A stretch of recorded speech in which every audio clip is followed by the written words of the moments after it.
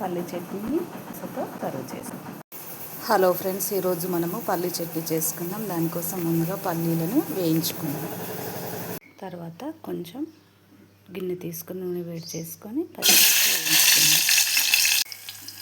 తర్వాత కరివేపాకు వేసుకుందాం. వేయించుకున్న పచ్చిమిర్చి,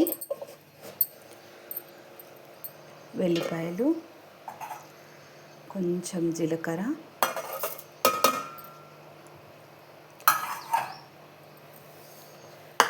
చింతపండు, కొంచెం చింతపండు, టేస్ట్కి తగినంత ఉప్పు, వేయించి పొట్టు తీసుకున్న పల్లీలు. ఇప్పుడు అన్నీ ఒకసారి మిక్సీ చేసుకుందాం. ఇలా మెత్తగా పేస్ట్ లాగా పట్టుకోవాలి. తాలింపు కోసం కొంచెం కరివేపాకు, కొన్ని ఎండుమిర్చి, కొన్ని జీలకర్ర, ఆవాలు. ఇవి చిటపటలాడాక చట్నీని ఇందులో ట్రాన్స్ఫర్ చేసుకుందాం. కొంచెం పసుపు.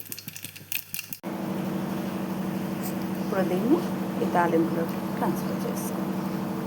వేడి వేడి పల్లి చట్నీ రెడీ అయిపోయింది. వేడివేడిగా పల్లి చట్నీ రెడీ అయింది.